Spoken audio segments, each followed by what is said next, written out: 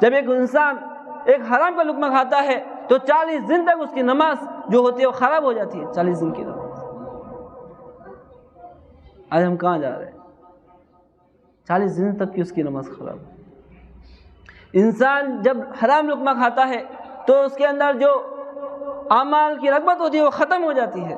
اعمال کا شوق، عبادت کا شوق سب ختم ہو جاتا ہے. جیسے انسان کو الٹیاں ہوتی ہیں، الٹیاں وومٹ، تو جو کھایا ہوا ہوتا ہے وہ سب نکل جاتا ہے. جب کوئی انسان ایک حرام کا لقمہ کھاتا ہے تو الٹیوں کی طرح اس کے دل سے تقویٰ باہر نکل جاتا ہے، اللہ کا خوف باہر نکل جاتا ہے، جہنم کا خوف باہر نکل جاتا ہے، جنت کا شوق اس کے دلوں سے نکل جاتا ہے. ایک حرام کا لقمہ ایسا ہوتا ہے. لیکن انسان آج ایسی غفلت کی زندگی میں ہے، وہ یہ سوچتا ہے بس کماؤ جہاں سے بھی آئے، جس طرح بھی آئے. ذرا بھی نہیں سوچتا کہ یہ اس طریقے سے کمانا حرام ہے یا حلال ہے.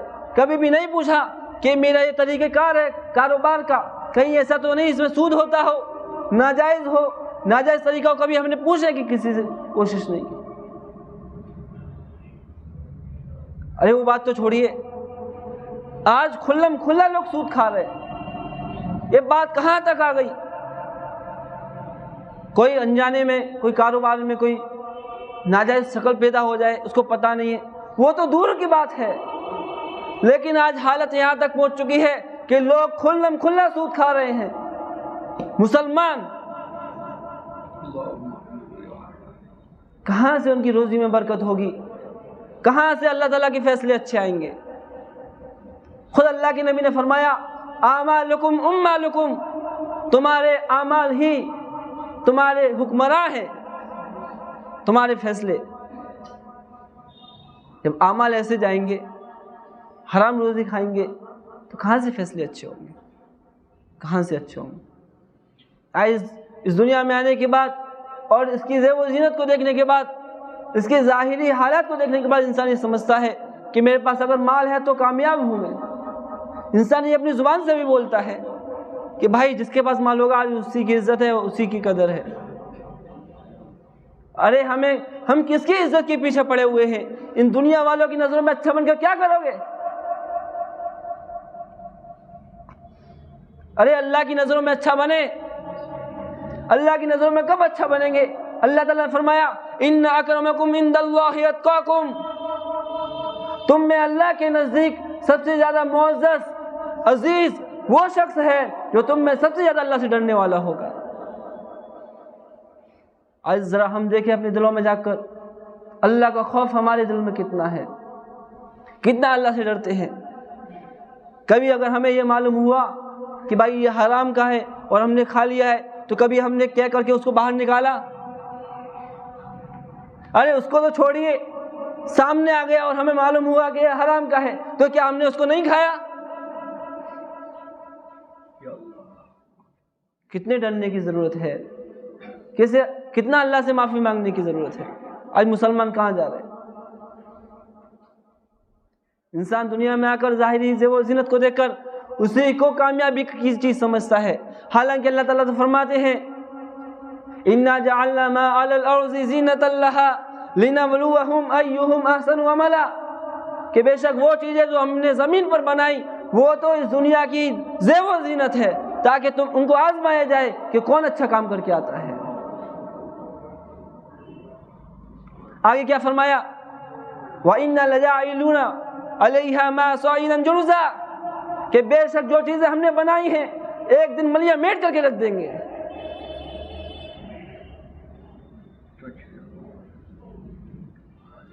کل شیء فان، ہر چیز فنا ہو کر رہے گی. کل نفس ذائقۃ الموت، ہر انسان کو موت کا مزہ چکھنا ہے. پھر بھی انسان کس کے لیے اپنی آخرت کو برباد کر رہا ہے؟ یہ جسم تو ختم ہو کر رہ جائے گا، اس جسم کی خاطر کیوں اللہ تعالیٰ کو ناراض کر رہا ہے؟ یہ تو جسم مٹی ہو جائے گا، کیڑے کھا جائیں گے، یہ روح باقی رہے گی. اس روح کو کبھی موت نہیں آئے گی. میں نے شروع میں کہا تھا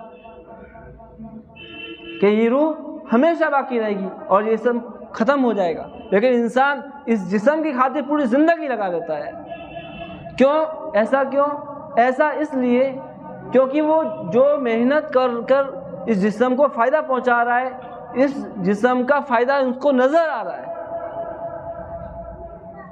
اس جسم پر جو محنت کر رہا ہے اس کا نتیجہ اس کی آنکھوں کے سامنے دکھائی دے رہا ہے اس کو، اس لیے وہ اس پر محنت کر رہا ہے۔ روح پر جو محنت کرے گا اس کو نظر نہیں آتا۔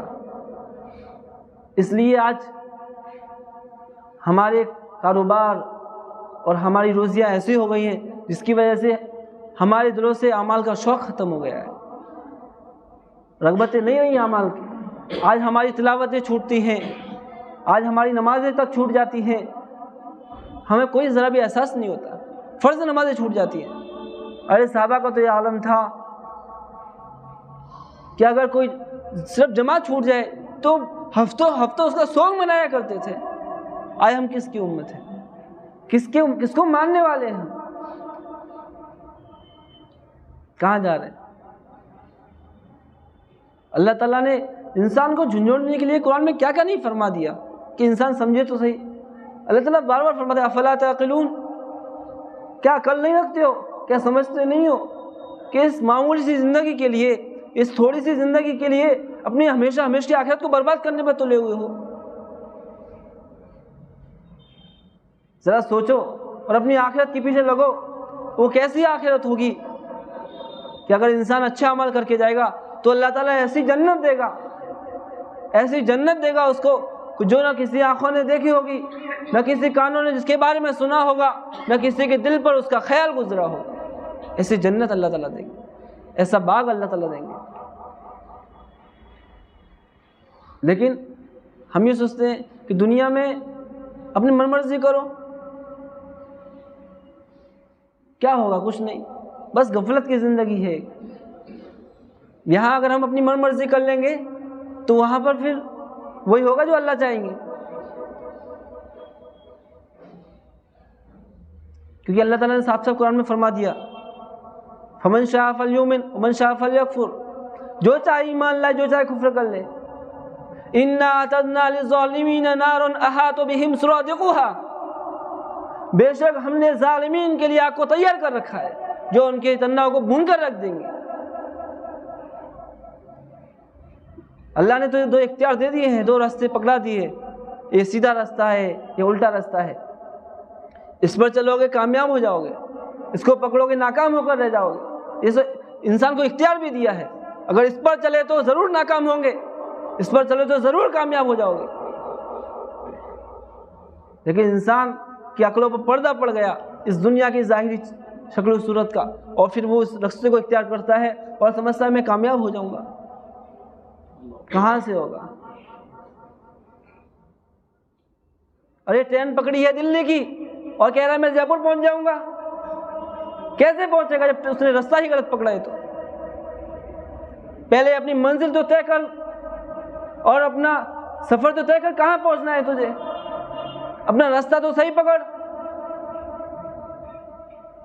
لیکن غفلت کی زندگی ہے اور سوچتا ہے میں کامیاب ہو جاؤں گا۔ ارے جو بوئے گا وہی تو کاٹے گا، جو بوئے گا وہی تو کاٹے گا۔